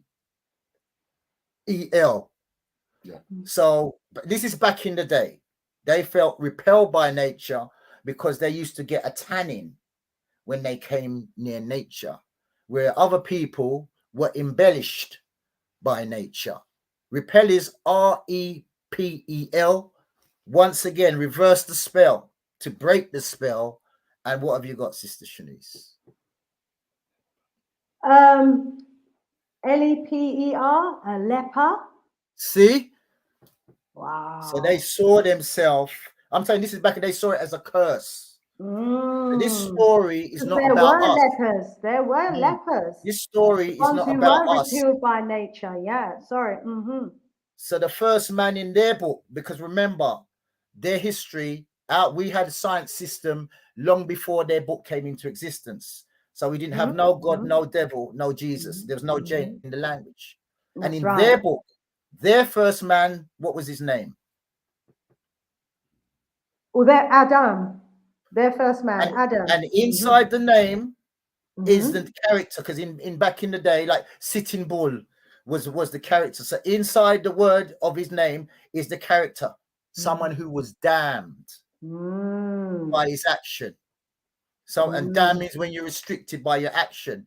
And from him being damned, his nation came from him being damned, a damnation. Hey. Wow. We got a question here for you, Brother Jammers. What do you make of the letter or the symbol X and its meaning? What's another word for the letter X? A cross. Oh, yes. And if I'm cross with you, I'm not very happy. A cross also, especially in the Black Death, whatever, was put on the door of where you're not supposed to go. A cross was a place of restriction. When you get a bad mark, when you don't perform well in school, you get a cross. You know? So basically, it is a point, especially it's a point of, when you look, it's a holding device, because when I put something across you, you can't pass. You go to a cemetery, what do you see? The cross. The cross is also the mark of death, the dead spirit. So the cross symbolizes the dead spirit, the spirit of death. A cross in Latin symbolizes the number 10. The number 10 is the root word for hold, as in tender or tendency to do something. Everything is held here in number 10 Downing Street. So also they say you're only using 10% of your brain. The ideas they've been given for you to hold. The 10 in ancient Kemet, though, meant something different. It symbolizes bread. It symbolizes food. That's what the number 10 meant for us. That's why the pirates put a cross down, because that they knew that's where our treasure was. Because the cross to us, once again, is bread, nourishment. So the cross to them is the mark of where they can find it. You see, the master spellers put their symbol on the 10th letter of the alphabet. The master spellers who are holding everybody right now with the power source put inserted their letter in the 10th place of the alphabet. What's the 10th letter of the alphabet? K, J. They added the J. Yes. Holding device. What you also have 10 commandments, but we'll leave it there. Out of the 42 laws of Mahat. Yes. V Adu said about Patar. Yes, yeah. Patar means the opener in ancient Kemet. And this is where you can see how they've taken. Somebody asked earlier about throwing away the language or finding a new language. No, you just have to realize this is an African dialect that they're speaking. We are the ones who created the sounds with the symbols, called the science of phonetics. You know, that's why every language is a phonetic alphabet. Phonetic is the name of the skill, like electrician is somebody who's skilled in electric. Phonetics, a Phoenician is skilled with putting the sounds to the symbols. It's not the name of the nationality, it's a skill that they had. So once you know this is our things, that's when you become knowing that you're the creator of this, so you can start to see the tricks that they play. It's just like someone taking your car, respraying your car, and you're happy to sit in the passenger seat and let them drive you where they want you to go. Once you know you're the original owner of the land, the car, then your mind will start to process the whole language differently. So Patar, once again, is the opener. And this is where you can see they took out our sound. They're still using our sounds today. This is where they call it Jupiter, the Jupiter. Also, the Latin word for father is pater, Pater, and then it became father. So the word father comes from the word pater or paternal. Paternal means father, and it comes from the spirit of the opener called pater, and that's why Egypt is not Egypt, it's Egypt pater, the spirit of the opener. Wow. You know, there's just so much here for all of us to take in. Someone's asking for the website for our brother. As he said, ancestralessence.com. Okay, right, brilliant. I found it here. So I'm just going to post it in the chat so that everyone has that. But Brother Jammers, what a phenomenal amount of information we've received tonight, and a lot of it I think is probably new to most of us.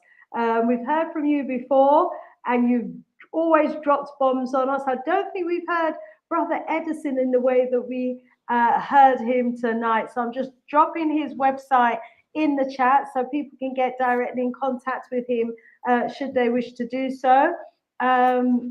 Let's go over. I mean, family, if you've got any further questions to ask, please do get in now. But we were learning about the extent to which we are energy, and that there's an energy field around us. And that energy field gives off signals, and people can pick up on that energy before we've even spoken a word. And that's so true, because, you know, you can go into a room and, you know, some people, they say, just change the mood of the room. Their energy as they come into the room, they can either uplift it, or they can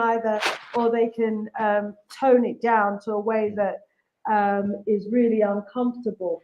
And so, yeah, we do have that powerful force and that energetic force around us. But I don't think we've really been taught how to use that energy and how to use that force that, you know, was said earlier, that is even picked up on these machines. What machines are they? The MRI scan machines are even picking up our energy field. So what can we do? How can we use that energy force around us to attract to us, as we were saying, you know, that which we want to bring into our lives so that we can manifest? Right. The first thing is we've got to communicate. We've got to be able to sense our being. They've given us a sense of being, but we don't know what we being. But we have to start to sense our own being. They've given us common English to stop us doing that. Common English is conversation, conversation. It means just I'm converting you to my way of thinking, because the root word to conversation is convert.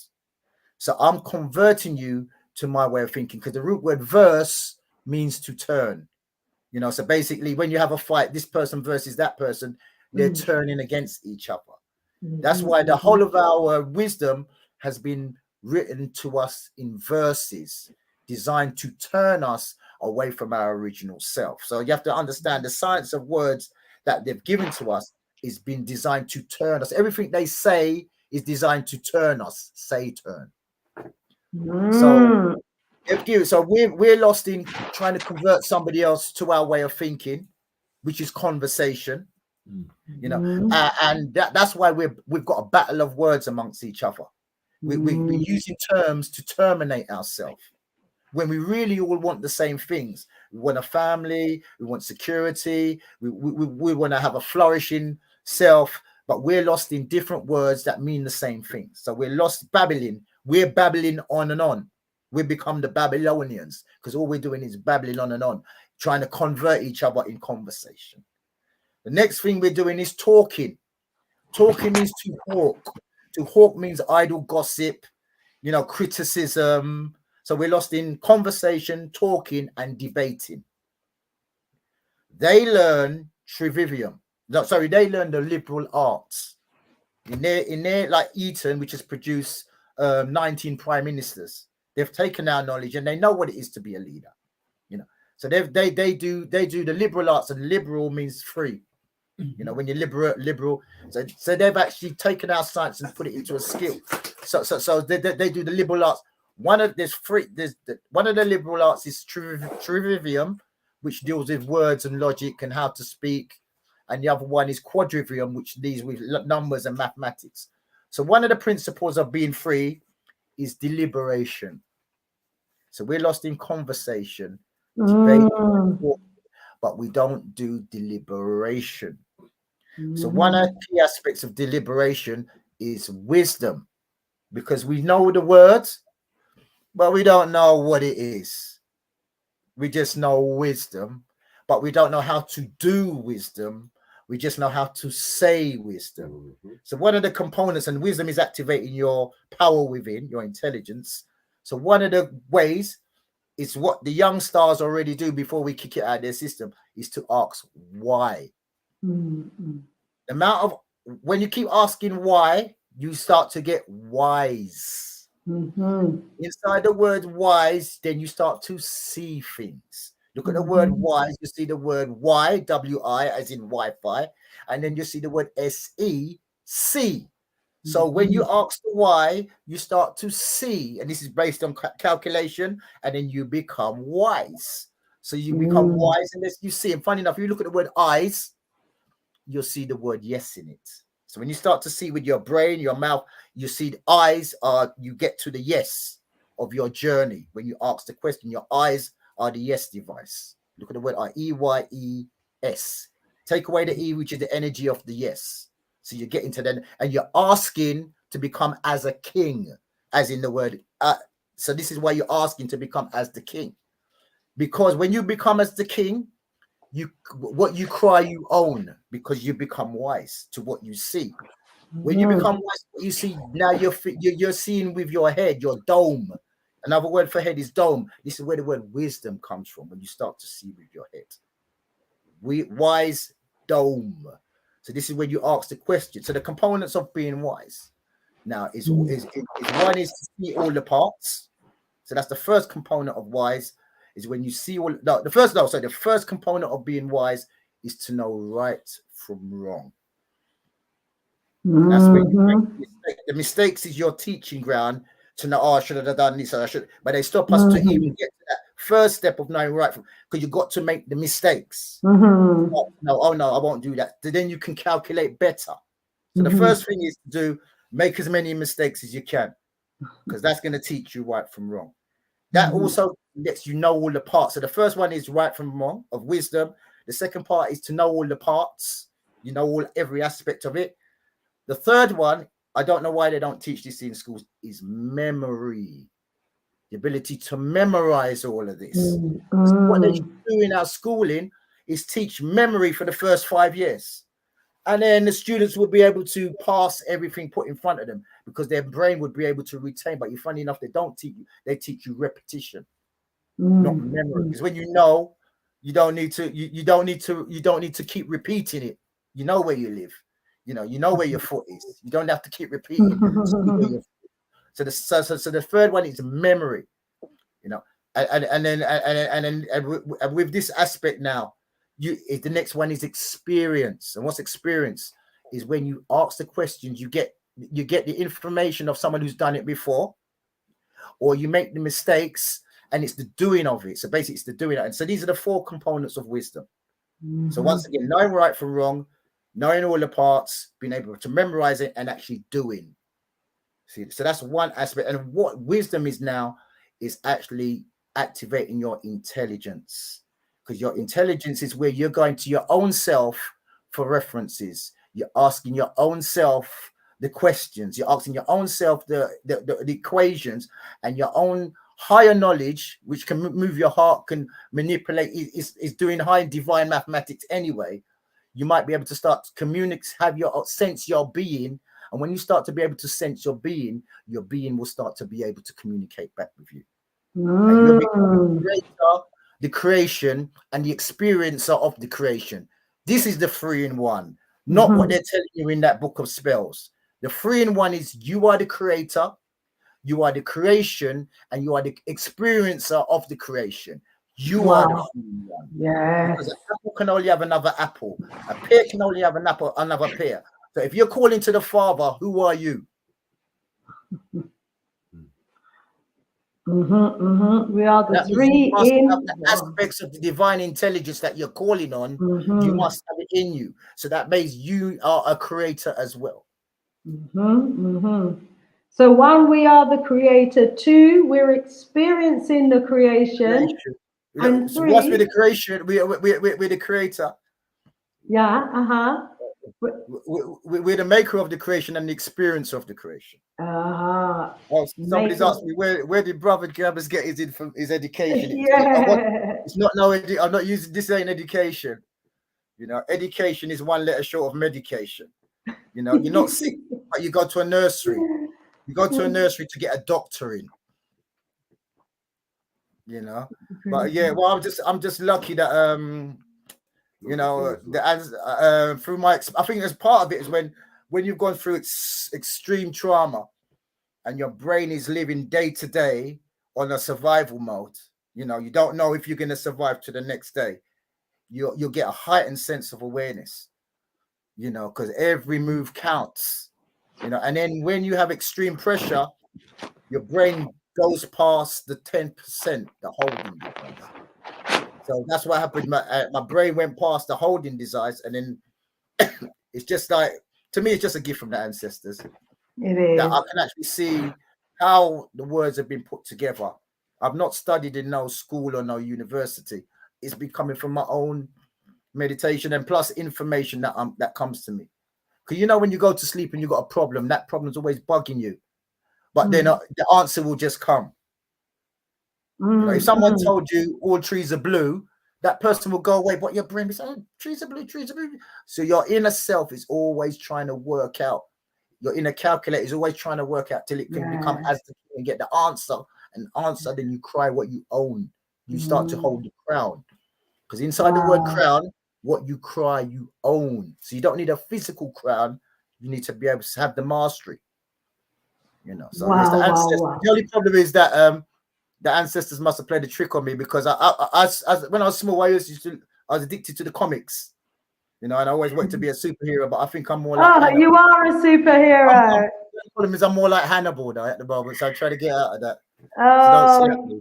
you are our superhero, Jammers. We are just so delighted to have had you on the show today. You have given us so much more to think about. I mean, I've got pages of notes here from you and from Edison, and I just want more. I just want more, because you know the time that we had has gone so quickly and not time enough to delve any deeper. To everybody in the chat that's been posting the questions, thank you so much. Brother Jammers, you are absolutely phenomenal. The information that the ancestors are downloading and that you are sharing with us is great, my brother. Do you have any final words to leave with our audience before we end today's broadcast? Go past the words and start going into the experience. Because who's got the intelligence to call you who you are? Only you have got know who you are. How can someone call you sad or shy when they can't experience who you are? So go beyond anybody else's words and start to experience things. For instance, color. If you didn't have that label of red, blue, black, you would actually experience the vibration of it. You know, so go beyond the words, and that will start to activate your intelligence, your intuition, and your intellectual self. And also, my courses as well will be running again. Etymology course will be running in January the 8th. And then, so you can see again, and they'll be running from there. So if anybody's interested, can you put some information about that in the chat, even a phone number that people can get you on should they want to join your course? If you could just put that in the chat for I don't know us. if you've got my phone number, and I can say it out, because I don't know how to work this chat here. Okay, hang on. Okay, let me get down to I'm good at words, but not this chat. Okay, so let me say, so contact Jammers on 07931. So we'll do the +44 because it's international, isn't it? So hopefully, so +44 707 07931 417 553. 931. You got too far. 417 553. 417 553. Yeah. So let me just check that number there, Jammers. 07. Oh, get out of the way there. Sorry, I've got something in front of it. So 07931 17. No, 417 553. I think I got it there, family. So you can just contact me. Text Sister Shanice, and you get a 50% discount as well.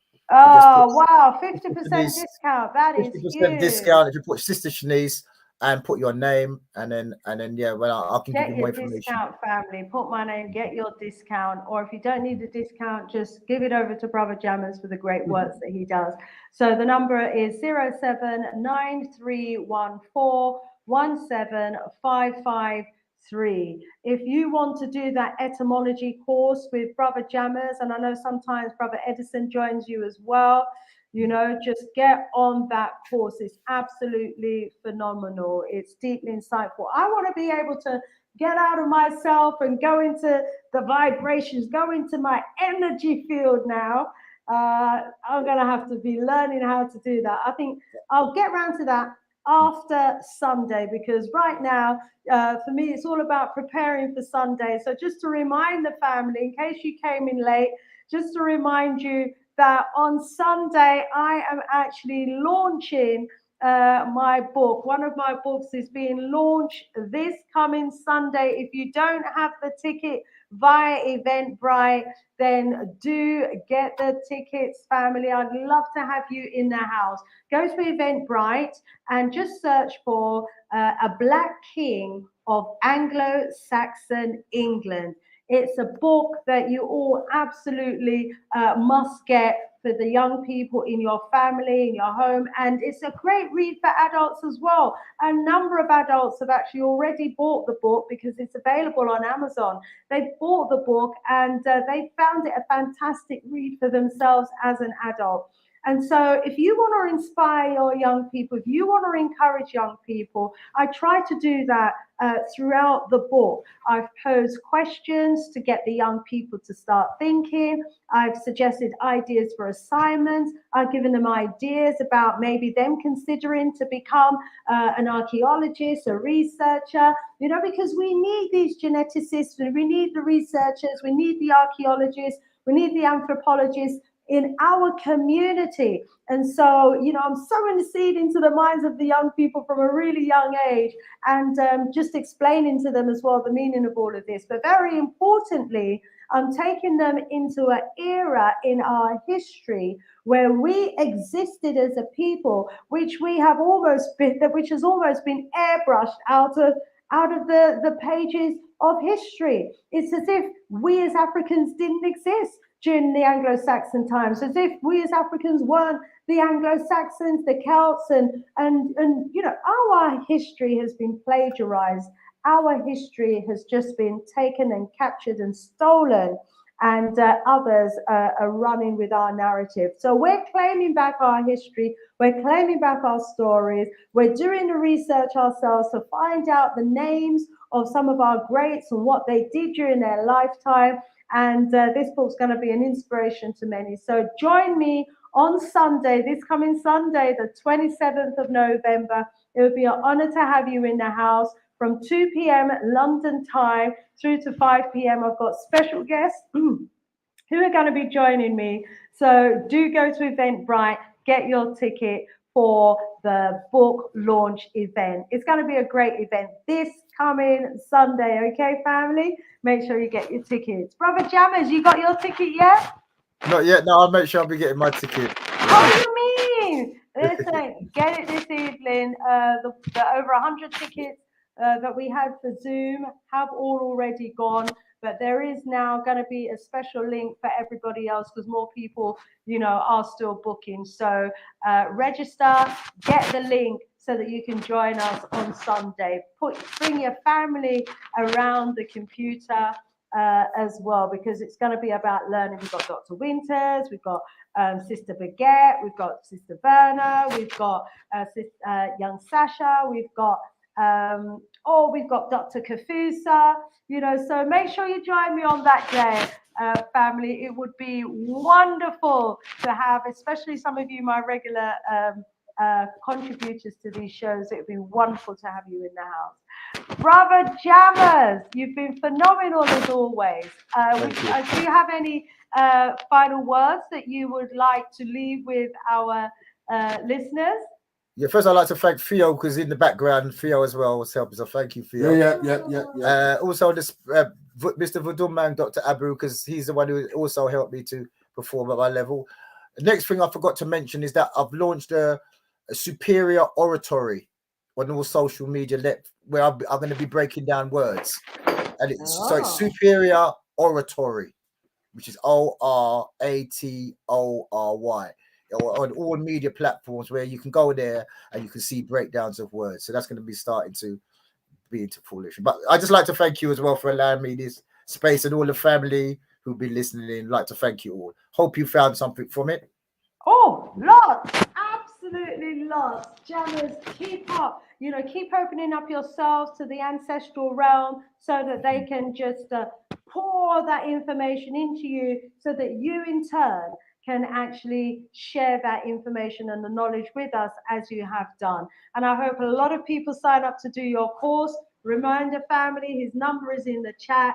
Get in touch, support our brother, and in so doing, learn lots and lots. We've got to learn how to come outside of ourselves so that we can be the best that we can be. So I'm just going to post this that you sent in the private chat. I'm just going to post it here.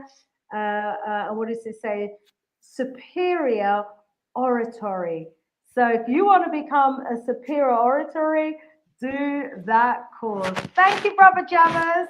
Thank you. All the success with your book as well. Yeah, all the success with your book launch. Thank you so much. More love, more strength, more Vudum power to you and to everybody in the chat. And I'll see you all on Sunday, 2 p.m. All righty? One love, family. Sister Shanice, out of here for now. Bye for now.